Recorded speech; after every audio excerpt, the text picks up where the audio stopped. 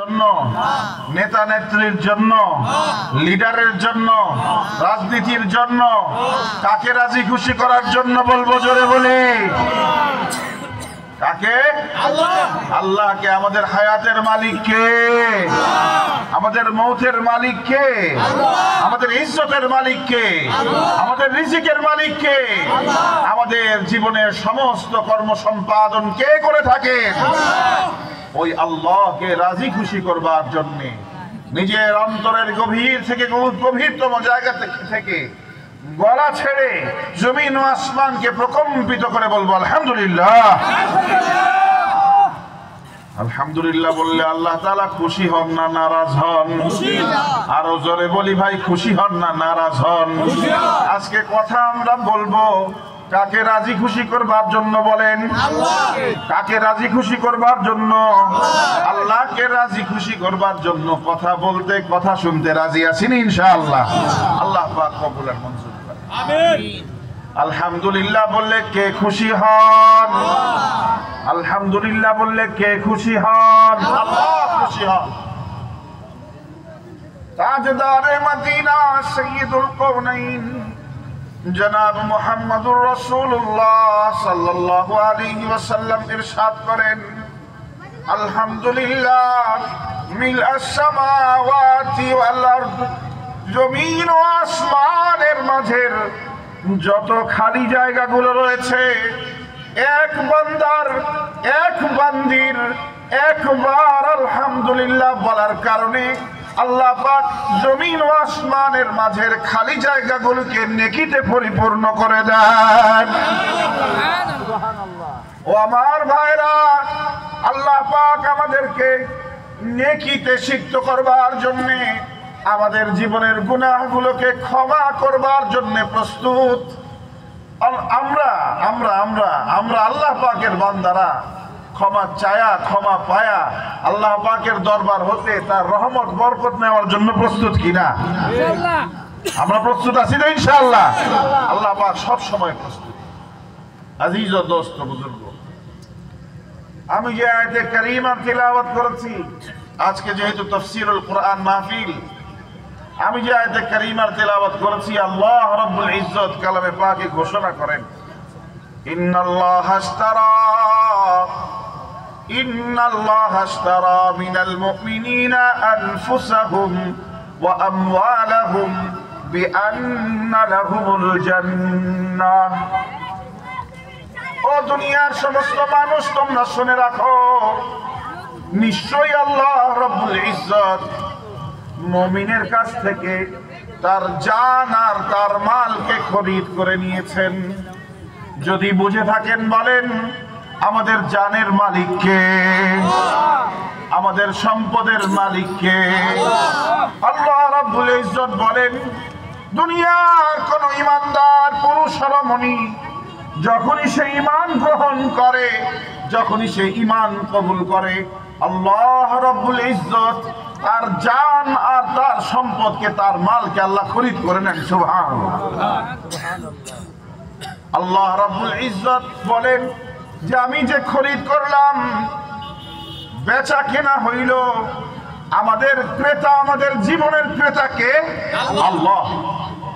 তো ক্রেতা যখন কোনো কিছু খরিদ করে আর বিক্রেতা কোনো কিছু বিক্রয় করে, তো ক্রেতা বিক্রেতাকে মূল্য পরিশোধ করে, কথা ঠিক কিনা?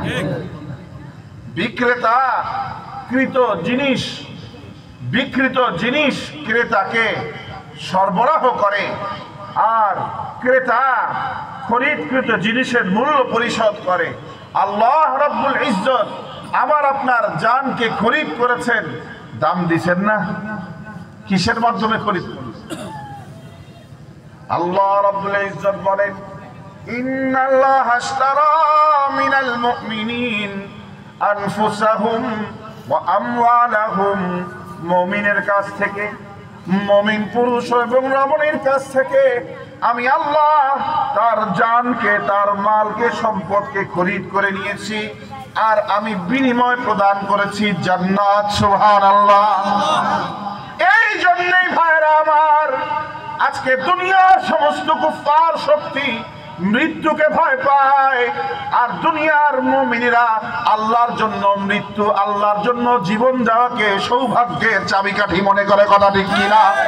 মুসলমান জীবন দিতে ভয় পায় না, মুসলমান বেঈমানের কোন ষড়যন্ত্রে ভয় পায় না, মুসলমান ইসলাম বিদ্বেষীদের কোন চক্রান্তে ভয় পায় না। বরং ইতিহাস সাক্ষী রয়েছে, পৌত্তলিক শক্তি, ইসলাম বিরোধী শক্তি যখনই ইসলাম এবং মুসলমানের উপর আঘাত করার ষড়যন্ত্র করেছে, বিভিন্ন ধরনের মুসলমানদেরকে বিপদে ফেলবার ষড়যন্ত্র করেছে, ততই মুসলমানদের ঈমানের পাওয়ার বেড়েছে। কথা ঠিক কিনা? মুসলমানদের ঈমানের উপর যত আঘাত আসে, মুসলমানদের ঈমানের পাওয়ার তত বাড়ে। সুবহানাল্লাহ।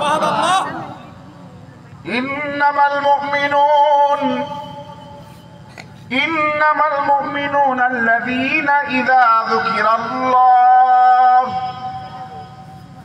ইন্নামাল মুমিনুন আল্লাযীনা ইযা যুকিরাল্লাহু ওয়াজিলাত কুলুবুহুম ওয়া ইযা তুলিয়াত আলাইহিম আয়াতুহু যাদাতহুম ঈমানা। আল্লাহ রাব্বুল ইজ্জত কালামে পাকে ইরশাদ ফরমান, নিশ্চয়ই খাঁটি মুমিন তো তারাই। খাঁটি মুমিনের চরিত্র বর্ণনা করছেন। প্রথমে তো ঈমানদারদের জানমালকে খরিদ করে নিলেন, এখন আল্লাহ রাব্বুল ইজ্জত কালামে পাকের অন্যত্র খাঁটি মুমিনদের অবস্থা বর্ণনা করছেন। অর্থাৎ কাদের জানমালকে আল্লাহ পাক খরিদ করবেন? কারা গ্রান্টেড, কারা আল্লাহ পাকের কাছে নিজের জানমাল, নিজেদের জীবন এবং সম্পদের বিনিময়ে জান্নাত নিতে পারবে। আপনারা দেখে থাকবেন গ্রামগঞ্জে বিভিন্ন জায়গায় যেখানে গরু এবং গাভীর ব্যবস্থা, দুধের ব্যবস্থা রয়েছে, গাভীর দুধ সরবরাহ করা হয়। বিশিষ্ট স্পেশাল কিছু জায়গা রয়েছে পুরো বাংলাদেশের, যেখানে প্রত্যেক ঘরে, প্রত্যেক গ্রামের প্রত্যেক ঘরের মানুষ এইভাবে গাভীর দুধ বিক্রি করে, তারা বাজারে এনে দুধ সরবরাহ করে। অনেক সময় দেখা যায় যে দুগ্ধ প্রক্রিয়াজাত কোম্পানিগুলো, সেই কোম্পানিগুলো প্রতিদিন দুধওয়ালাদের থেকে, গোয়ালের থেকে দুধ নেয়। যারা গাভী প্রতিপালন করেন, প্রতিদিনের তাদের শিডিউল থাকে, সকালে বিকালে তারা কোম্পানিগুলোকে দুধ সরবরাহ করে। সেই দুধের পানি মিশ্রিত করা হয়েছে কিনা, দুধের পিউরিটি, দুধের যে ভেজাল মুক্ত তার যে চরিত্র, এই দুধটা আসলে ভেজাল মুক্ত আছে কিনা সেটা চেক করবার জন্য যন্ত্র থাকে তাদের কাছে। এই যন্ত্রর মিটার থাকে, ওই মিটার যখন দুধে দেয়, দেওয়ার সাথে সাথেই মিটারে উঠে যায় যে কত পার্সেন্ট পানি আছে, কত পার্সেন্ট ভেজাল, কত পার্সেন্ট সঠিক। কথা ঠিক কিনা? আল্লাহ রাব্বুল ইজ্জত দুনিয়ার জমিনে বিভিন্ন পরিচয়ে মানুষ চলাফেরা করে। আল্লাহ রাব্বুল ইজ্জত খাঁটি মুমিনের পরিচয় করিয়েছেন, ঈমানের পরিচয়কে বহন করে। কিছু মানুষ এমন আল্লাহর জমিনে পাওয়া যায়, নিজেকে ঈমানদার পরিচয় দেয়, কিন্তু বাস্তবায়ন করে বেঈমানদের ষড়যন্ত্র। কথা ঠিক কিনা ভাইরা আমার?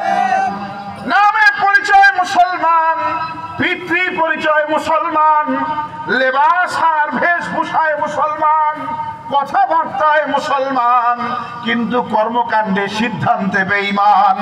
এই ধরনের বিপদগামী মানুষ আপনার আমার সমাজে আছে না? না ছিল না? ছিল না? কিরে ভাই, ছিল না? ছিল না? কি এক ভয়াবহ অবস্থা! নিজেদেরকে ঈমানদার আর মুসলমান পরিচয় করতে করতে পেরেশান, অথচ কর্মকাণ্ড বাস্তবায়ন করা হয়েছে অধিকাংশ বেঈমান। কথা ঠিক কিনা? আল্লাহ রাব্বুল ইজ্জত বলেন, যে সমস্ত খাঁটি মুমিনের জান্নাত আমি দান করব, তাদের জানমালকে আমি জান্নাতের বিনিময় খরিদ করে নিব। ওই সমস্ত খাঁটি মুমিনের ভিতরে এই চারটা বৈশিষ্ট্য থাকতে হবে। যদি ঈমানের ভিতর ভেজাল হয়, যদি ঈমানের ভিতর কুফরির সংমিশ্রণ হয়, যদি ঈমানের ভিতর নিফাকের সংমিশ্রণ হয়, তাহলে ওই জান, ওই মাল, ওই ঈমান আমি আল্লাহর কাছে গ্রহণযোগ্য নয়। আল্লাহ রাব্বুল ইজ্জত বলেন, ইন্নামাল মুমিনুন ইন্নামাল মুমিনুন আল্লাযীনা ইযা যুকিরাল্লাহু ওয়াজিলাত কুলুবুহুম। খাঁটি মুমিন তো তারাই, এক নম্বর, তাদের সামনে যখন আল্লাহ পাকের জিকির আসবে, তাদের সামনে যখন আল্লাহ পাকের নাম স্মরণ করা হবে, তারা যখন তাদের কর্ণকুঠরে আল্লাহ রাব্বুল ইজ্জতের নাম পৌঁছাবে, আল্লাহর নামই যেভাবেই তারা শুনুক, কোনোভাবে তারা কার নাম শুনবে ভাইরা? আরো জোরে বলেন, কার নাম শুনবে? ওয়াজিলাত কুলুবুহুম। আল্লাহ পাকের নাম শোনার মাধ্যমে, আল্লাহ পাকের নাম শোনার সাথে সাথেই তাদের অন্তর আল্লাহ পাকের ভয়ে ভীত সন্ত্রস্ত হয়ে বিগলিত হয়ে যাবে। ওয়াজিলাত কুলুবুহুম, তাদের অন্তরে আল্লাহ নাম শোনার সাথে সাথেই তাদের অন্তর বিগলিত হওয়া শুরু হবে। আল্লাহ পাকের নাম শুনলে অন্তর নরম হয়, এই ধরনের মানুষ খাঁটি ঈমানদার। আর আল্লাহর নাম শোনার পরেও যাদের অন্তর নরম হয় না, বুঝতে হবে ভেজাল আছে। কথা ঠিক কিনা? কথা ঠিক কিনা হয় না? ইন্নামাল মুমিনুন আল্লাযীনা ইযা যুকিরাল্লাহু ওয়াজিলাত কুলুবুহুম। এক নম্বর খাঁটি মুমিনের চরিত্র হচ্ছে, যখনই তার সামনে আল্লাহ পাকের নাম আসবে, সে আল্লাহ পাকের ভয়ে, আল্লাহ পাকের ভালোবাসায় নরম হয়ে যাবে। কথা ঠিক কিনা? وَإِذَا تُلِيَتْ عَلَيْهِمْ آيَاتُهُ زَادَتْهُمْ إِيمَانًا। আর যখনই তার সামনে কোরআনে পাকের আয়াত তেলাওয়াত করা হবে, আল্লাহ পাকের নির্দেশাবলী আসবে, আল্লাহ পাকের বিধান সমূহ আলোচনা হবে, আল্লাহর প্যারা নবী জনাব মুহাম্মদুর রাসূলুল্লাহ সাল্লাল্লাহু আলাইহি ওয়াসাল্লামের উপর নাজিল হওয়া আয়াতুল্লাহর তেলাওয়াত হবে, কোরআনে পাকের বিধিবিধানের আলোচনা হবে। যাদাতহুম ঈমানা। খাঁটি মুমিন, তার অন্তরে যদি আসল ঈমানের নূর, ঈমানের বাতি জ্বলে থাকে, কোরআনে পাকের তেলাওয়াতের মাধ্যমে তার ঈমানের পাওয়ার খালি বাড়তে থাকবে। সুবহানাল্লাহ। ঈমানের পাওয়ার শুধু বৃদ্ধি পেতে থাকবে। বেঈমানের গোষ্ঠী আজকে মুসলমানদের দিল থেকে ঈমানের বাতি নিভায় দিতে চায়। কথা ঠিক কিনা ভাইরা? সারা পৃথিবীর সমস্ত ইসলাম বিরোধী শক্তি আজকে মুসলমানের জীবন থেকে ইসলামকে মিটিয়ে দিতে চায়। আজকে পৃথিবীর বিভিন্ন প্রান্তে, আজকে ফিলিস্তিনের গাজায়, ভারতের কাশ্মীর সহ বিভিন্ন অঞ্চলে, আজকে আরাকানে, আজকে মধ্যপ্রাচ্যে মুসলমানদেরকে নির্মমভাবে হত্যা করা হচ্ছে। মুসলমানদের ইজ্জত আবরু নিয়ে ছিনিমিনি খেলা হচ্ছে। মুসলমানদের রক্তে হরি খেলা ষড়যন্ত্র চলছে। কথা ঠিক কিনা ভাইরা? কিন্তু এই বেঈমান শক্তি, এই কুফরি শক্তি জানে না মুসলমানকে চিবিয়ে গিলে ফেলবার মতো কোন তাত আল্লাহর জমিনে পয়দা হয় নাই। কথা ঠিক কিনা ভাইরা? মুসলমান লোহার বুট, এই বুটকে চর্বণ করার মতো কোন দাঁত দুনিয়াতে পয়দা হয় নাই। মুসলমানদেরকে যতই ভাঙবার চেষ্টা করা হবে, মুসলমানদেরকে যতই খতম করবার চেষ্টা করা হবে, ততই মুসলমানদের ঈমানের ভিতর বিস্ফোরণ ঘটবে। কথা ঠিক কিনা ভাইরা? মুসলমান ঈমানদার মুমিন কখনো মৃত্যুকে ভয় পায় না। ঈমানদার মুমিন মৃত্যুকে খুঁজে বেড়ায়, কখনো শহরে, কখনো পথে, কখনো প্রান্তে, কখনো শহরে, কখনো বন্দরে, কখনো জিহাদের ময়দানে, কখনো রাজপথে। ঈমানদার মওতকে খুঁজে বেড়ায়, মওতকে আলিঙ্গন করার অপেক্ষায় থাকে। কথা ঠিক কিনা? আর বেঈমানের গোষ্ঠী মৃত্যু থেকে পলায়ন করে। বেঈমানের গোষ্ঠী মৃত্যু, একটা কথা স্পষ্টভাবে বুঝে রাখবেন ভাইরা, যারা মরতে জানে তারা বাঁচতে জানে। কথা ঠিক কিনা? যারা মৃত্যুকে ভয় পায় তাদের এই জীবনের কোনো দাম নাই। তারা নিরাপত্তার জন্য হাজার হাজার হাজার হাজার হাজার হাজার কোটি ডলার আর বিভিন্ন ধরনের অস্ত্র, বিভিন্ন ধরনের ব্যবস্থাপনা রাখে, কিন্তু মৌত এবং লাঞ্ছনা তাদেরকে মৃত্যু এবং অপমান থেকে বাঁচাতে পারে না। আপনারা দেখে থাকবেন, বিগত কয়েক মাস আগে বর্তমান বাংলাদেশের কি ধরনের পরিস্থিতি ছিল এবং নিরাপত্তার নামে দেশের একটা চিহ্নিত গোষ্ঠী বিভিন্ন ধরনের শিরোনামে কিভাবে নিজেরা মানুষ থেকে শক্তিশালী দানবে পরিণত হয়েছিল, কথা ঠিক কিনা?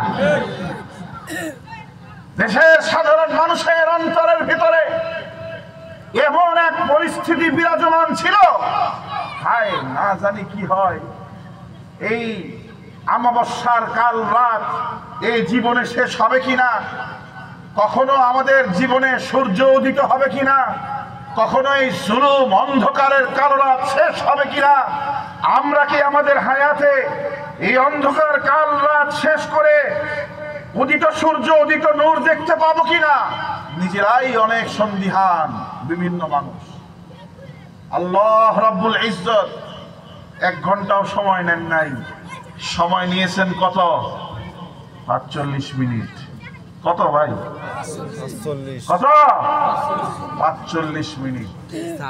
আল্লাহ রাব্বুল ইজ্জতের কোন জাতিকে হিমালয়ের চূড়া থেকে আস্থা করে নিক্ষিপ্ত করবার জন্য 1 ঘন্টার প্রয়াণের প্রয়োজন হয় নাই, একটা শব্দ রাজাকারের বাচ্চা যথেষ্ট হয়ে গেছে, কথা ঠিক কিনা ভাই?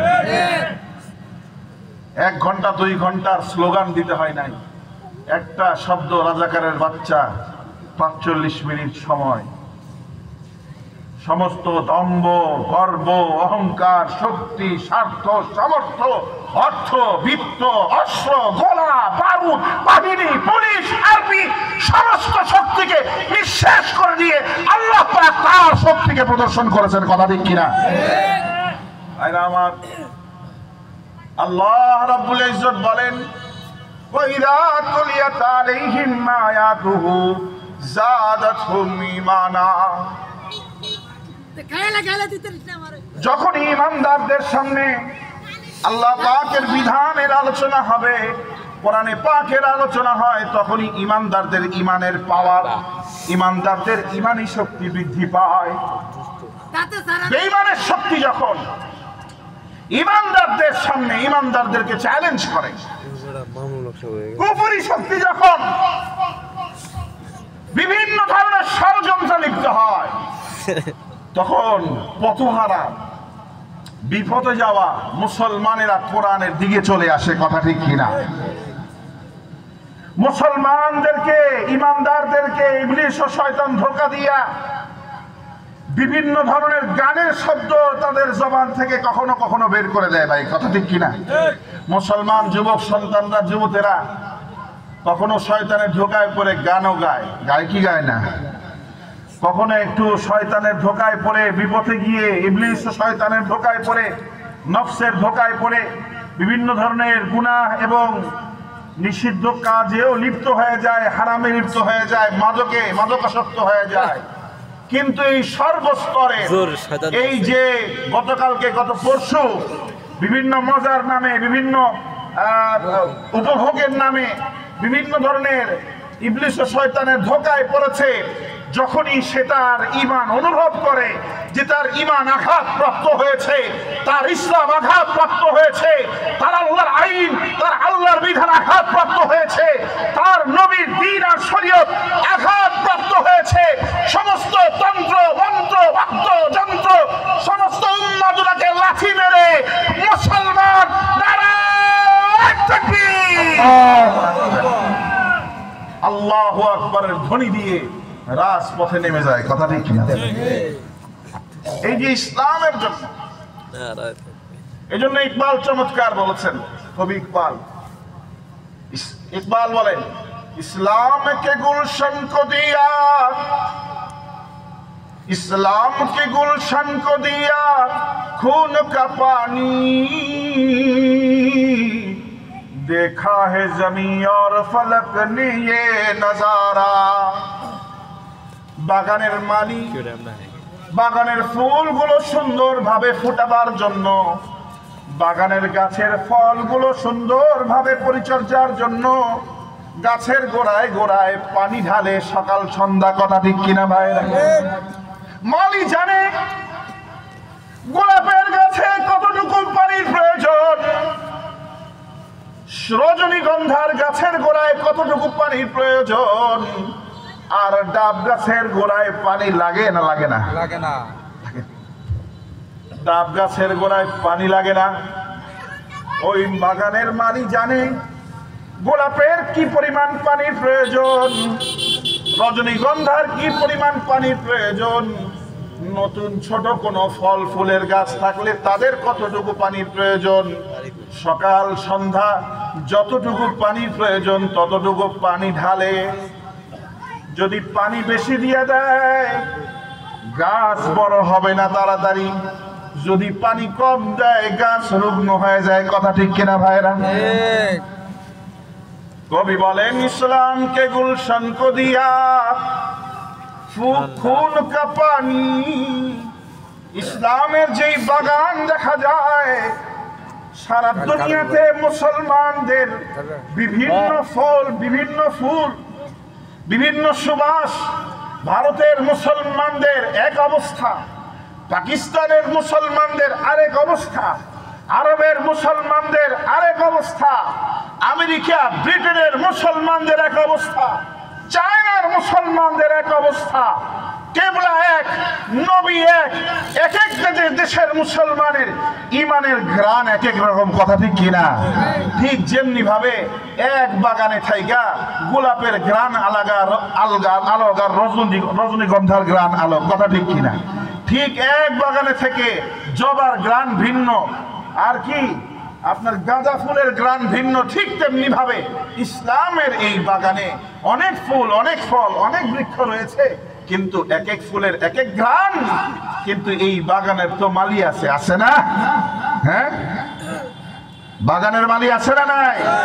ইসলামের বাগানের মালি, ইসলামের বাগানের যেই বাগানের ফুল সুন্দর হয়, যেই বাগানের ফলগুলো মিষ্টি হয় এবং পরিপক্ক হয়, যেই বাগানের ভিতর ছায়াদার ফলদার বৃক্ষ হয়, সেই বাগানের কিছু লোক পরিচর্যা করতে হয়। কথা ঠিক কিনা? যদি সেই বাগানের মালিগণ বাগানের পরিচর্যা না করে, যথাসময়ে সকাল সন্ধ্যা পানি না দেয়, যথাসময়ে সার না দেয়, যথাসময়ে কীটনাশক না দেয়, যথাসময়ে প্রয়োজনীয় বৃক্ষের বেড়ে উঠবার জন্য প্রয়োজনীয় ঔষধপত্র না দেয়, তাহলে যথাযথ ফলাফল পাওয়া যায়? ইসলামের এই বাগানের মালি হচ্ছেন ওই ফুলের বাগানের পাহারাদার, আর মালি হচ্ছেন ওই বাগানের দায়িত্বশীলগণ।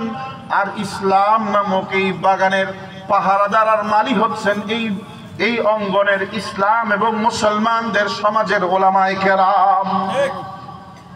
তারা জানেন মুসলমানদের কোন ফিতনা আসলে সেই ফিতনাকে মোকাবেলা কিভাবে করতে হবে, মুসলমানদের উপর কোন ধরনের সমস্যা আসলে এই সমস্যার কোরআন সুন্নাহ ভিত্তিক সমাধান কি। কথা ঠিক কিনা?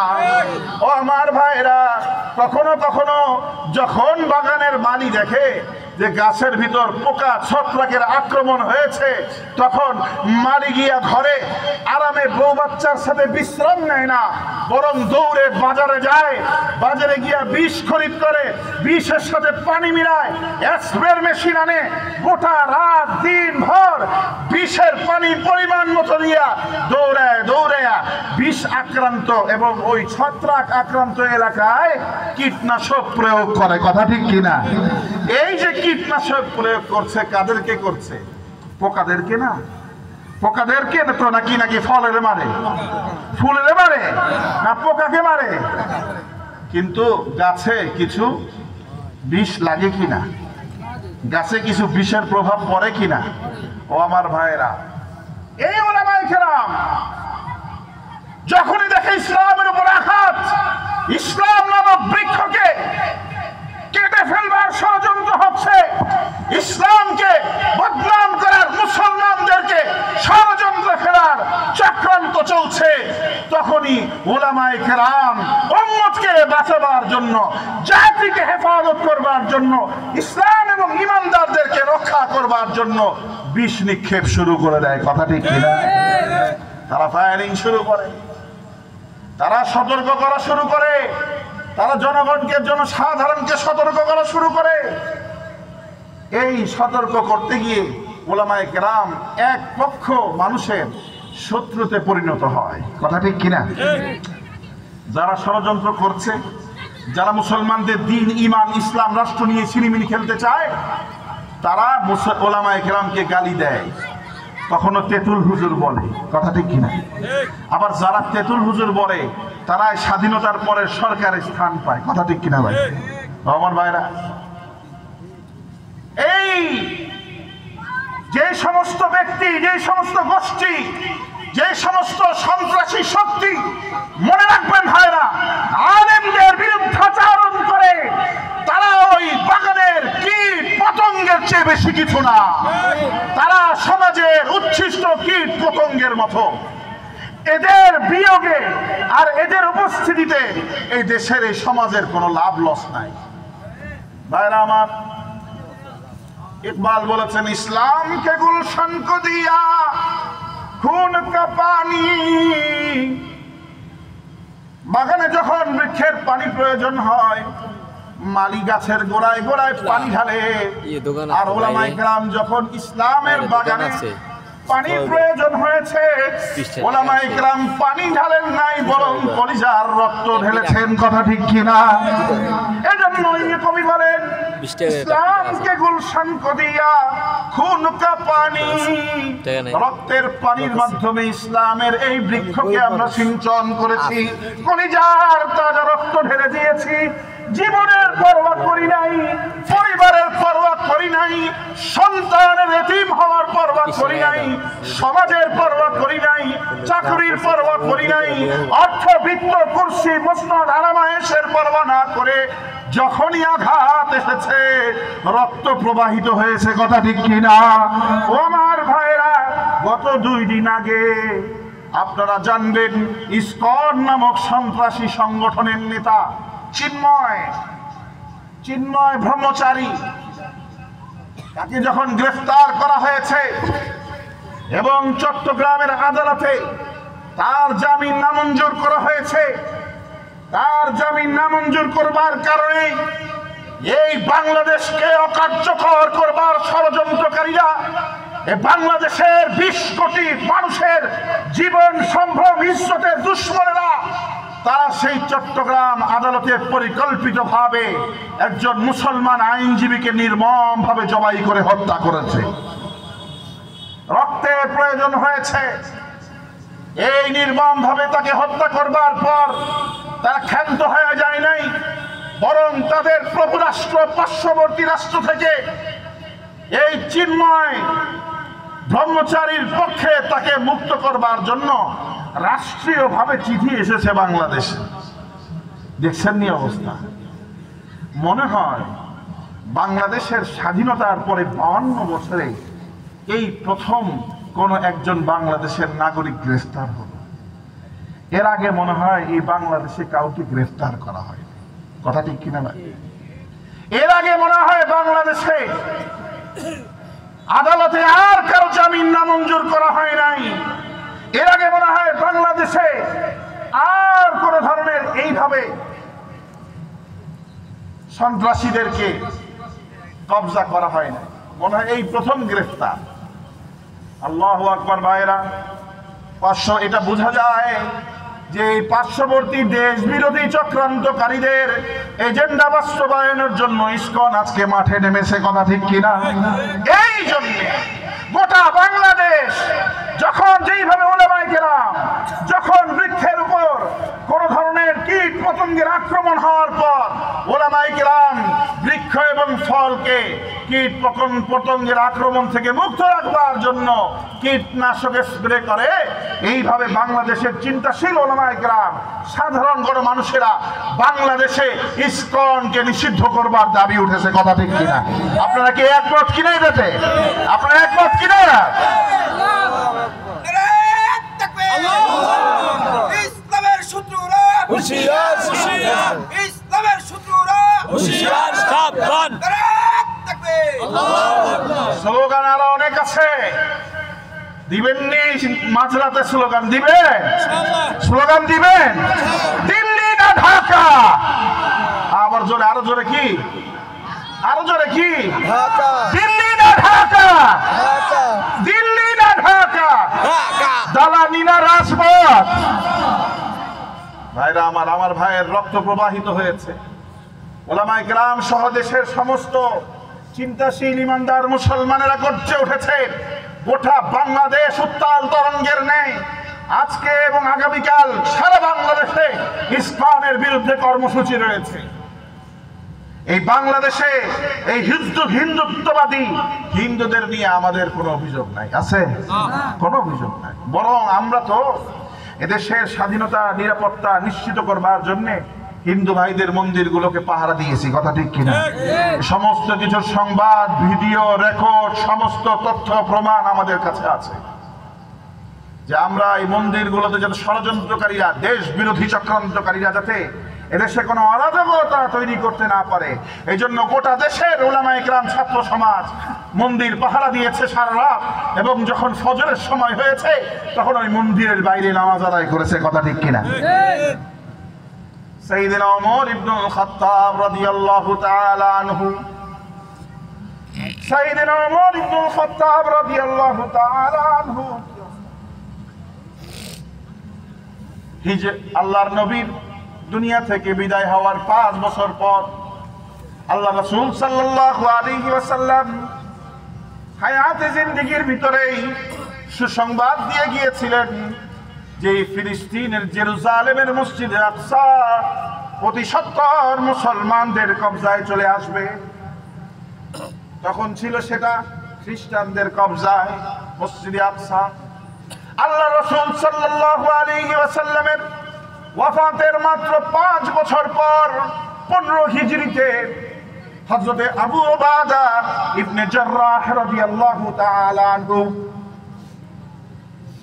মসজিদে আকসাকে বিজয় করবার জন্য মসজিদে আকসার দিকে অভিমুখে রওনা হন এবং 6 মাস পর্যন্ত মসজিদে আকসাকে বিজয় করবার জন্য পুরা মসজিদে আকসার চারিদিক থেকে মুসলিম বাহিনী, মুসলিম সৈন্যবাহিনী দ্বারা বেষ্টিত করে রাখেন।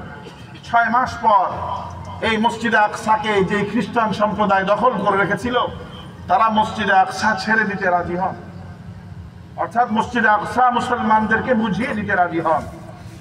আবু উবাদা বিন জাররাহ, নভেম্বর মাস ছিল শীতের, সেই নভেম্বর মাসে মদিনায় খবর পাঠাইলেন, সালতানাতে ইসলামিয়া, খিলাফতে ইসলামিয়ার কেন্দ্রে খবর পাঠাইলেন আমিরুল মুমিনিন মসজিদে আকসা বিজয়ের দ্বার প্রান্তে অল্প কিছু সময়ের ভিতরেই আমরা মসজিদে আকসা বিজয় করব।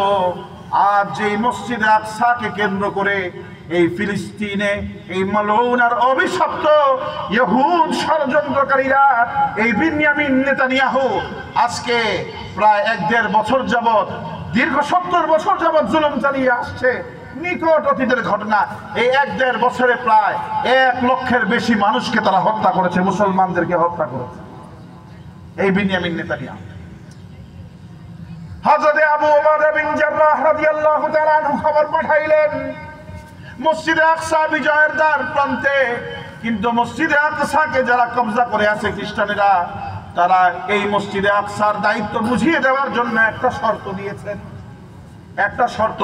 তারা শর্ত দিয়েছেন এরকম যে আমরা মসজিদে আকসার প্রধান ফটকের চাবি এবং মসজিদে আকসার দায়িত্বগুলো বুঝিয়ে দিব, কিন্তু আবু উবাদা বিন জাররাহের কাছে বুঝিয়ে দিব না। মুসলমানদের শাসক, মুসলমানদের খলিফা আমিরুল মুমিনিন ওমর ইবনুল খাত্তাবের কাছে, তার হাতে আমরা এই চাবি বুঝিয়ে দিতে চাই, এটা আমাদের শর্ত। আবু উবাদা বিন জাররাহ মদিনার ইসলামী হেডকোয়ার্টারে এই খবর পাঠাইলেন, তারা তো চাবি বুঝায় দিতে প্রস্তুত, কিন্তু তারা আমিরুল মুমিনিনকে চাচ্ছেন ওনার হাতে তারা চাবি বুঝায় দিবে। আমিরুল মুমিনিন সবাইকে নিয়ে বসলেন, মদিনার পরামর্শে বসলেন সাহাবায়ে কেরামকে নিয়ে। অনেকে বললেন যে আমিরুল মুমিনিন এই ষড়যন্ত্রকারীদের কোনো বুকপিট নাই, কথা ঠিক কিনা? ষড়যন্ত্রকারী মালউন অভিশপ্ত ইসকন এবং তাদের দোসর ইহুদ, এদের কোনো বুকপিট আছে? এদেরকে বিশ্বাস করা যায়? যে কোনো সময় এরা যে কোনো ধরনের ষড়যন্ত্র করতে পারে, কথা ঠিক কিনা ভাই? আপনারা দেখবেন গতকালকে যখন তারা আমাদের যে উকিল ভাই সাইফুল ইসলাম আলিফ ভাইকে শহীদ করেছে চট্টগ্রামের আদালতে, এই জানাজা পড়বার জন্য যখন বাংলাদেশের বর্তমান এই ছাত্র জনতার গণ অভ্যুত্থানের মূল নায়কদের অন্যতম দুইজন সার্জিস আলম, হাসানাত আব্দুল্লাহ, তারা যখন জানাজা পড়তে চট্টগ্রামের লোহাগড়া গিয়েছে, আসার পথে ট্রাক চাপা দিয়ে তাদেরকে হত্যার ষড়যন্ত্র হয়েছে, কথা ঠিক কিনা? এরা এমন কোন পাপাচার, অন্যায়, অপরাধ, জুলুম, নির্যাতন, দুঃশাসন নেই যে সমস্ত কার্যক্রমে ইসকন, ইহুদ এবং এদের দোসরেরা করতে না পারে, কথা ঠিক কিনা? এই জন্য এদের বিশ্বাস করা যায়? সাহাবায়ে কেরাম বললেন, এই বিপদগামীদেরকে বিশ্বাস করা যায় না। আমিরুল মুমিনিন, আপনি যায়েন না। আলী রাদিয়াল্লাহু তাআলা আনহু দাঁড়াইলেন, আমিরুল মুমিনিন আপনি চলে যান। তারা যেহেতু পরাজয় বরণ করে চাবি আপনার হাতে বুঝায় দিতে চায়, আমার মনে হয় আপনি উপস্থিত হন। হযরত আলী রাদিয়াল্লাহু তাআলা আনহুর পরামর্শ গ্রহণ করে হযরত সাইয়্যিদিনা ওমর ইবনুল খাত্তাব রওনা হলেন। আমিরুল মুমিনিন তিনি তখন 22 লক্ষ বর্গ মাইল, অর্থাৎ বর্তমান পৃথিবীর অর্ধেকের শাসক। সুবহানাল্লাহ। পৃথিবীতে আজকের দিনে এমন 5টা দেশ মিলায়ও আমিরুল মুমিনিন ওমর ইবনুল খাত্তাব রাদিয়াল্লাহু তাআলা আনহুর রাষ্ট্রের মতো হবে না। এত বড় ইসলামী রাষ্ট্র ছিল এই ওমর ইবনুল খাত্তাব রাদিয়াল্লাহু তাআলা আনহু। মসজিদে আকসার চাবি বুঝে নেওয়ার আগ্রহের জন্য এত উগ্রীব হয়ে গেলেন, কোন বাহিনী নিলেন না, কোন ধরনের সৈন্য সামন্ত দলবল নিলেন না, বরং আমিরুল মুমিনিন ওমর ইবনুল খাত্তাব সাথে তার গোলাম একটা উটনি নিয়ে রওনা হয়ে গেলেন ফিলিস্তিনের পথে। বলবেন না সুবহানাল্লাহ? খলিফাতুল মুমিনিন, খলিফাতুল মুসলিমিন ওমর ইবনুল খাত্তাব, যার সৈন্যবাহিনীর সংখ্যা তখনও 10 লক্ষের বেশি। সুবহানাল্লাহ। তখনও ওই দিনে তার সৈন্যবাহিনীর সংখ্যা ছিল আনুমানিক 10 লক্ষের বেশি। সুবহানাল্লাহ। খলিফাতুল মুসলিমিন ওমর ইবনুল খাত্তাব রাদিয়াল্লাহু তাআলা আনহু একা সাথে গোলাম নিয়ে রওনা হয়ে গেলেন একটা উটনি নিয়ে ফিলিস্তিনের পথে। চলতে চলতে চলতে চলতে উট মাত্র কয়টা? উট কয়টা? একটা। চড়নেওয়ালা কয়জন? 2 জন। এক উটে 2 জনের জায়গা হয় না। এই জন্য খলিফাতুল মুসলিমিন শাসক 1 ঘন্টা বসেন, এরপরে গোলাম 1 ঘন্টা বসে। সুবহানাল্লাহ। 1 ঘন্টা বসেন কে? আমিরুল মুমিনিন ওমর ইবনুল খাত্তাব। আবার যখন ওনার বাড়ি শেষ হয়ে যায় তখন গোলামকে 1 ঘন্টা উঠে বসান, নিজে উটের ড্রাইভার হয়ে আগে আগে চলেন। সুবহানাল্লাহ। এই ছিল শাসক, এই ছিল রাষ্ট্র পরিচালক, এই ছিল বিশ্ব নেতা, এই ছিল মুসলমানদের নেতৃত্বের অবস্থা।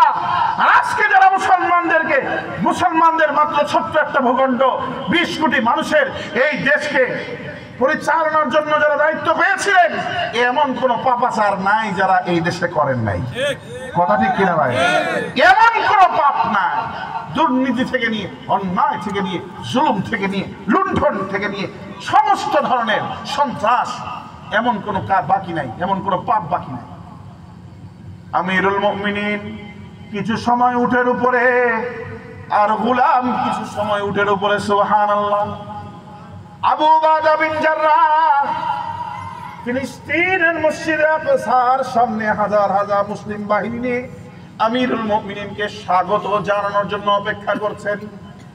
আর ওই ফিলিস্তিনের ভেতরে সেই জেরুজালেমের মসজিদে আকসার কিলার ভেতরে, মসজিদে আকসার দুর্গের ভিতরে খ্রিস্টান পাদ্রীরা দূরবীন লাগায়া অপেক্ষা করছে মুসলমানদের আমিরুল মুমিনিন আসবে। জমিন, মাটি, আকাশ, গগনকে প্রকম্পিত করে ধুলা উঠতে উঠতে আসবে মুসলমানদের সামনে। দেখে দূর থেকে একটা উট দেখা যায়। চলতে চলতে চলতে চলতে যখন জেরুজালেমের মসজিদে আকসার দ্বার প্রান্তে এসে পৌঁছেছেন, তখন যখন ফিলিস্তিনে প্রবেশ করবে, তখন ড্রাইভিং করার দায়িত্ব আমিরুল মুমিনিন ওমর ইবনুল খাত্তাবের, আর উটের উপর বসার সময় গোলামের। সুবহানাল্লাহ। গোলাম উটের উপর বসা। আবু উবাদা বিন জাররাহ বলেন, আমিরুল দৌড়ে আসলেন আগে। আমিরুল মুমিনিন কোনো ধরনের প্রোটোকল নাই, কোনো সিকিউরিটি নাই, কোনো ইত্তলা নাই। খবর পাওয়া মাত্রই রওনা দিলেন, এত দ্রুত চলে আসলেন, কোনো ধরনের বাহিনীকে তৈরি করলেন না।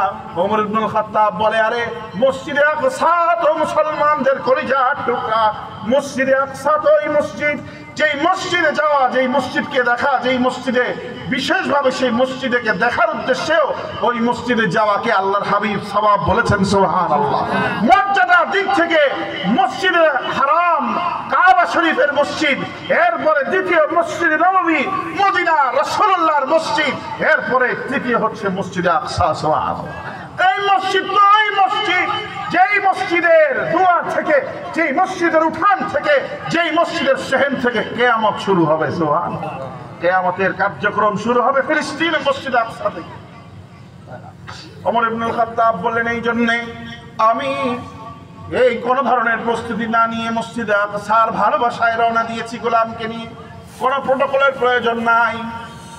আবু উবাদা বিন জাররাহ বলেন, আমিরুল মুমিনিন, এরা খ্রিস্টান সম্প্রদায়, এরা লেবাস, পোশাক, বাহনের দিকে খুব গুরুত্ব দেয়।